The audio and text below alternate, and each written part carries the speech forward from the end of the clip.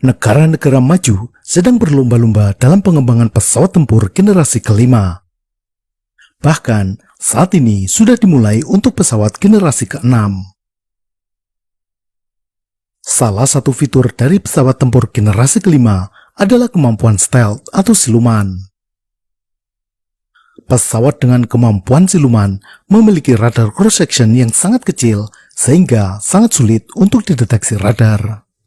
Ini tentunya menjadi ancaman yang besar bagi pertahanan suatu negara. Dengan tidak terdeteksi oleh radar, maka pesawat tempur tersebut bisa menyusup jauh ke jantung pertahanan dan melakukan serangan-serangan ke titik-titik vital. Setiap pengembangan jenis senjata baru hampir selalu diikuti dengan pengembangan antinya. Ada pesawat stealth, maka memunculkan radar anti-stealth.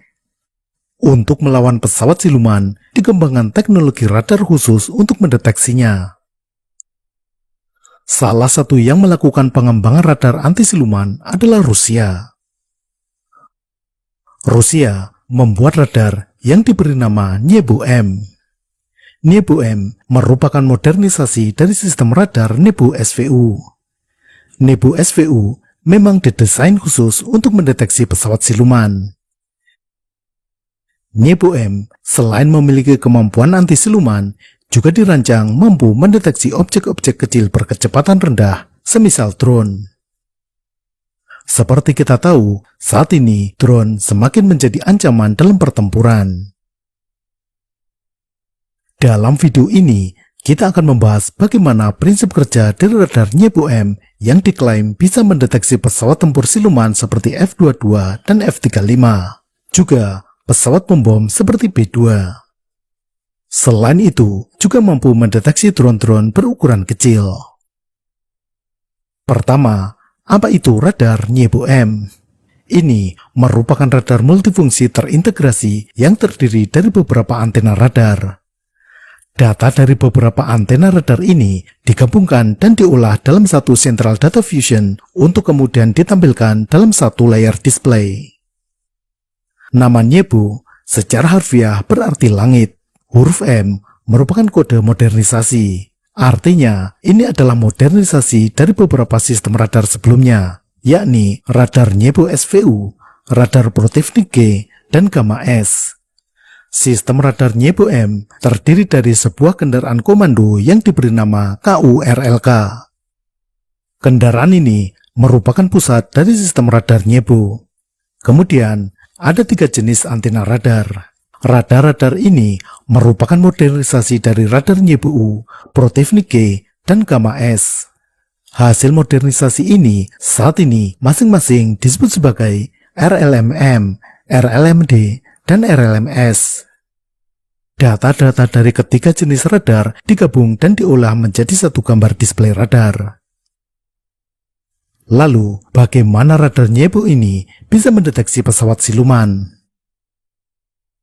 Kuncinya ada pada radar RLMM.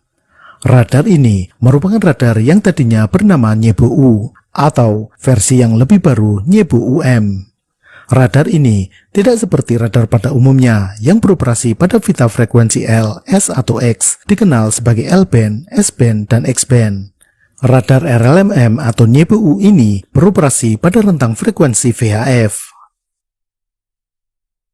Pesawat siluman dirancang untuk menghindari deteksi radar dengan cara menyerap gelombang radar dan menghamburkannya menjauh dari arah antena radar tersebut.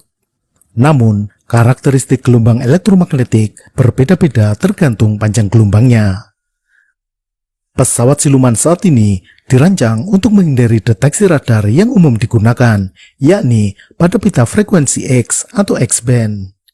Jadi, kemampuan siluman ini paling efektif terhadap radar yang umum digunakan, yang menggunakan frekuensi L, S, atau X. Namun ternyata, desain pesawat siluman tersebut kurang efektif terhadap gelombang elektromagnetik dengan ukuran yang lebih panjang. Gelombang frekuensi VHF memiliki panjang gelombang antara 1 hingga 10 meter.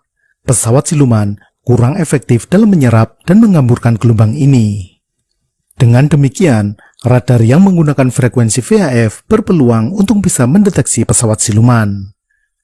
Karena menggunakan frekuensi dengan ukuran panjang gelombang beberapa meter, maka antena radar VHF ini juga harus berukuran besar.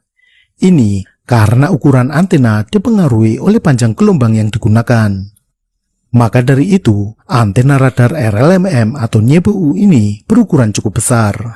Namun, meskipun bisa mendeteksi objek dengan RCS kecil seperti pesawat siluman, radar VHF memiliki kekurangan. Karena panjang gelombangnya besar, radar ini memiliki resolusi yang rendah. Radar tidak bisa menentukan secara akurat posisi dan jarak objek yang dideteksi. Karena itu, radar VHF ini tidak bisa digunakan sebagai radar pengendali tembakan yang membutuhkan resolusi dan akurasi yang tinggi. Untuk itu, sistem radar NYBU-M dilengkapi dengan jenis radar lainnya yang menggunakan frekuensi lebih tinggi, yakni radar RLMD dan RLMS. RLMD menggunakan pita frekuensi L dengan panjang gelombang antara 15 hingga 30 cm. Radar ini merupakan hasil modernisasi dari radar Protivnik. Setelah radar RLMM mendeteksi adanya pesawat siluman, radar RLMD difokuskan ke arah deteksi tersebut untuk pelacakan yang lebih presisi. Radar selanjutnya adalah RLMS yang merupakan modernisasi dari radar Gamma S. Radar ini beroperasi dalam pita frekuensi X-band. Frekuensi ini memiliki panjang gelombang antara 2,5 hingga 3,75 cm. Radar-radar tersebut, baik RLMM, D maupun S, semuanya sudah menggunakan teknologi AESA atau Active Electronically Scanned Array. Ketiga radar beroperasi secara bersamaan, namun bisa juga dioperasikan sendiri-sendiri. Hasil deteksi dari ketiga jenis radar tersebut dikirim ke kendaraan komando KURLK. Pusat komando ini melakukan data fusion atau penggabungan data dan mengolahnya untuk ditampilkan dalam satu layar. Dengan kombinasi dari ketiga radar yang beroperasi di frekuensi yang berbeda-beda ini, maka sistem radar NYBU-M mampu mendeteksi berbagai jenis ancaman udara, mulai dari pesawat terbang konvensional, rudal balistik antar benua, drone, hingga pesawat siluman. Sistem radar ini juga bisa diintegrasikan dengan sistem pertahanan udara semisal Pansir, S-300 atau S-400.